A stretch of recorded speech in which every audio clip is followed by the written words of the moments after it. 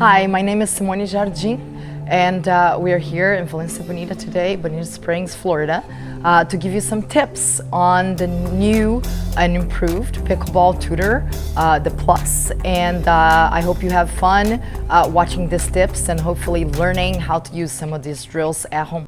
All right, so now what we're going to do is all of us here are going to be working on the ground stroke. Again, sometimes as a coach, for me, I do feed a lot of balls, but with the ball machine, I can actually be closer to my students. So that way, instead of being on the other side of the court feeding the ball, I let the ball machine do its job, and I can be here making adjustments with the technique. So now we're gonna be working on our ground strokes. And what we're gonna do, we're gonna start with the forehand. First thing is making sure that we're not taking big swings. So I know tennis, I come from tennis, that loop, it was a lot of fun for tennis, get a lot of topspin with that. However, because the court is so small here, that a lot of the times we don't have time. You wanna make sure that your take back is smaller, if we can, preparation nice and early. The same expression that I use in tennis, I use in pickleball, ready at the bounce. Meaning that whenever the ball bounces, our paddle is back here ready to go. For me, one of the biggest things, one of the biggest adjustments that I had to make is that I go to my semi-western grip when I go to the forehand, just like I do in tennis. But the biggest thing is taking my paddle through the ball longer. In tennis, I can come across and whip it, but because of the strings, I'm still able to get that top spin. However, in pickleball, if you do that, where do you think the ball is gonna go? Nowhere. Straight down into the ground. So, because again, you're talking about a piece of material. So you must take the ball through 1, 2, 3, 4, and then pronate and finish over. I am trying to keep, my hips are, I'm gonna use more core here. I'm gonna use more legs. So as I go through, my hips are gonna come through. I am not super close stance. I'm not fully open. I'm semi-open, generating some power from the ground up. As I come through the face of my paddle, because of that semi-western grip, it is down a little bit, and that's why I need to stay through the ball longer. As I come through, pronation happens, which my hand brushes over, under and over the ball. Not an easy skill, not an easy thing to do, but it's the best way that that ball stays nice and low with tons of power and it stays in. So what I'm gonna do, I'm just gonna hit a couple here. And I'm not, at the beginning, I really want you guys to think about not really hitting through it, but just like not trying to overpower it. It's more about technique, and then we can put more power with head acceleration. Okay, so again, I'm really working on staying through that ball. There you go. And getting my top spin, okay?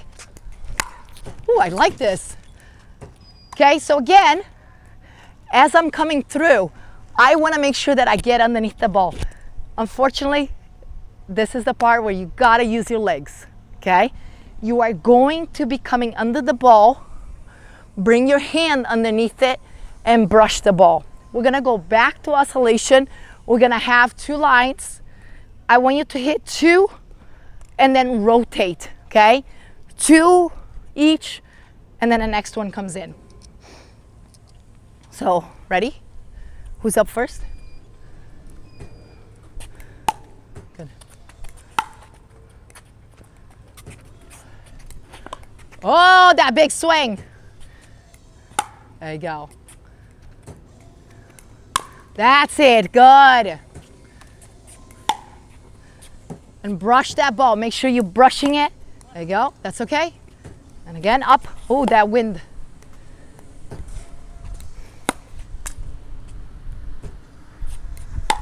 Good. Good. Got it. That's it. And really take it through. Remember, I need that paddle to go through the ball longer. Go. That's it. So extend, make it, so it's gotta be, but that's because you gotta, your grip is a little bit like almost like a Western. So I really need you to open up a little bit more and follow through. Watch that ball. Okay, and it's just getting caught a little bit. Prepare a little earlier. Go, early and go. That's it. Okay, as soon as that ball comes, be ready. Take that paddle back, be ready, early prep. Even earlier, take that paddle back. There you go, now we're talking. Ah. There you go. Nice, better. Good. That's it, now we're talking. Okay, now we're gonna get a good one. Good.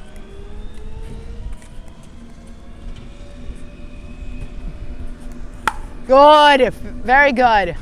Early, nice, that was good. Yeah, so that's the one that is quick and you're just brushing it. It's not gonna go anywhere. Yeah, Brad, you gotta stay down. Stay down. Good. Stay down and brush. There you go. That's very good. Nice, Michelle. Good, Josh. Better. Hold on, Kalindi. Yeah. Good. And really now as you go, that's it. Good. And then follow through. Make that stroke long. That's it. I really need you guys to make that stroke very long. That's it. A word that I use that I never use, elongate your stroke. Make sure that it's following through, nice and out in front. So now we're gonna be working on our backhand. And again, backhand drives a lot of the times, some people are not their favorite thing to do. However, I come from tennis, my backhand is probably just as good as my forehand. I tend to hit it with two hands. I like the continental grip. Most of the guys will hit with the one hand. Some of the girls as well actually hit with the one hand. And that continental grip is the same grip that we had for the volleys and actually for the dinks with the underspin. So again, when we're talking about the backhand, it's no different than the forehand as far as our footwork and the follow through. We don't want to, and again, we don't want to overturn our hips, because the tendency is that the ball is going to get behind you. So we do want to keep a semi-open or semi-closed stance, because again, I am using my hips, I'm using my body to generate power versus trying to swing big. The other part of this stroke is when I make contact with the ball, I want to make sure that the ball stays in front of my knee. Sometimes when we take a big swing, the tendency is to open our hips early, and then the contact point is behind. Making sure that that contact point is out in front. And then again, I'm going 1, 2, 3, 4, all the way through with my swing. Some of you may have heard of the butterfly effect, butterfly on the backhand. What that means is that for the one-handers is that we open the wings. So as I go through, instead of just using one side of my body, which then again, as a right-hander would be your right side only, I'm using both. I'm going, left hand goes up, and they work as I'm opening my butterfly wings. So as I go through, I transfer my weight forward, and I open up my arms. People ask me all the time about this. If you've had a successful two-hand backhand in tennis and you don't take a huge swing at it, and your preparation can be sharpened, it can be shorter, stick to it. You'll see more and more tennis players coming into pickleball who have two-handed backhands. When I first started playing pickleball, people would tell me all the time, you gotta get away from that two-handed backhand. Now you see so many players doing with the two-handed backhand, and it has become something more acceptable, I guess. But again, I never listened to anybody, so it was not gonna be starting at that age. So again, the two-handed backhand is the same thing, but now I get help from my left arm to bring it through. Again, I have a longer grip for a reason. That's why I have a longer grip. So both of my hands can fit into the handle and then I push through, okay? So we're gonna practice a few here. Again, they're gonna be hitting 4 of them. I'm gonna be paying close attention to make sure that you guys got good technique and that we are using both of our arms, even if it's one hand or 2 hands, and that we get a really good follow through. Okay, so here we go.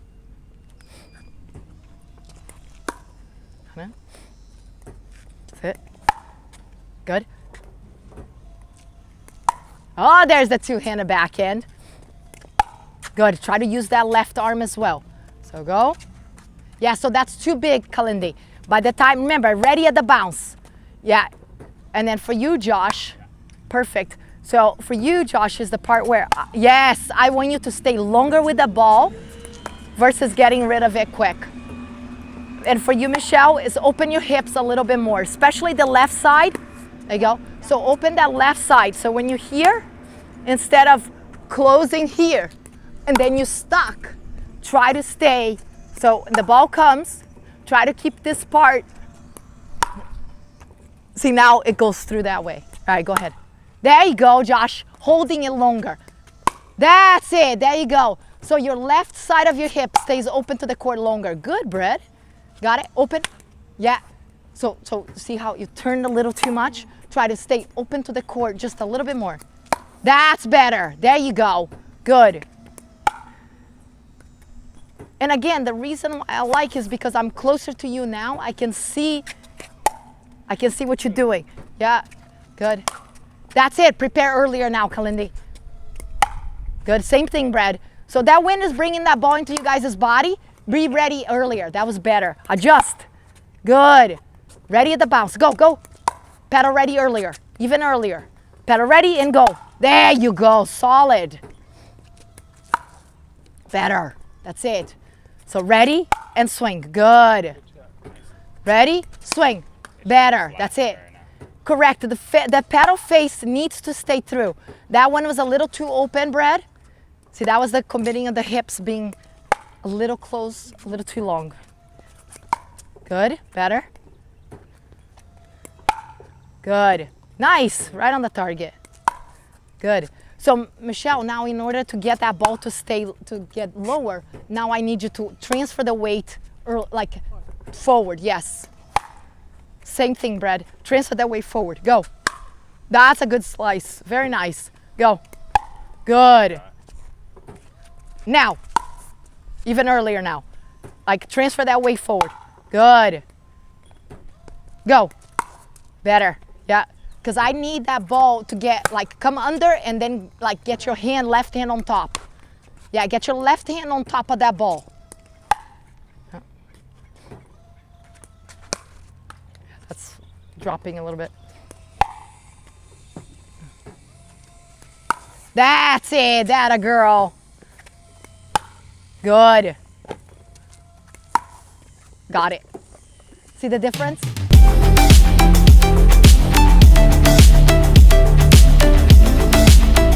Thank you for tuning in and see you next time on the courts.